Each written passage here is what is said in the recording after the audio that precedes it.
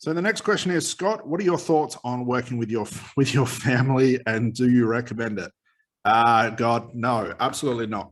So I get this question gets thrown around a lot. I think it's a pretty cool question. I wouldn't recommend working with your family. I wouldn't recommend working with close friends. I wouldn't even recommend practicing with these people because it's really a quick way to kill a lot of confidence that you have. And I'll talk about why this is. You've got to realize in a family dynamic, you have a certain position, like the alpha role has been made unconsciously, the beta role, and so on and so forth. So your mum and dad are like the alpha role in the family because they're the adults. And if you go to work with them and do this crazy therapy, hypnosis, NLP type thing, they see you as like their child. They see you in the beta role. And for lack of better words, they may not take you seriously or wonder, what the hell are you doing? Plus, on top of that, they may not want to share real secrets with you because you're the child. So it gets really, really messy to work with family, and I do not recommend it. There's not really much more I can say on that. I wouldn't do it. If you want to practice with people, go practice with other therapists and coaches. Or if you're a hypnotherapist, go practice with a coach. If you're a coach, go practice with a hypnotherapist. Get an understanding of these other types of therapy that you could do, but friends and family, no, because like I said, your role is already been solidified as the alpha role, the beta role. Your parents and your friends see you as that person with that identity in that position in the, the family structure or the friend structure.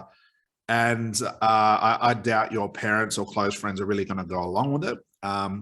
Also realize this as well, thinking about it and another perspective is like, the reason you'll have a very successful therapy and coaching business is because there's an exchange of money for a result, which means that, in a backwards way of thinking about it, it's like the more your clients pay you, the easier they are to work with because they're already committed. That's why, again, I've talked about this on other videos, trying to attract very low paying clients is going to attract very low quality clients. It's going to be harder to work with these people because they're not as committed. But, having the higher price, you're going to have better committed clients, which is going to be easier to work with. You're going to have more confidence. The business will build. It's just, it's a win-win for everybody. So when you're giving stuff away for free, you're working in exchange for like a testimony. You're working in exchange, just helping friends and family. There's no exchange of anything. So if it doesn't work, the only person it impacts is you as the therapist and you as the coach.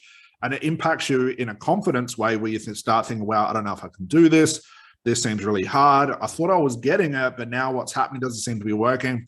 So in all, I'd avoid working with friends and family altogether. Go work with another therapist or coach, exchange some sessions if you need to do some practice. But friends and family, do not work with them. I don't think there's any much more I can say on that. That's just my recommendation. If you don't believe me, try it. And I guarantee it'll be the hardest clients you work with. So just avoid it altogether.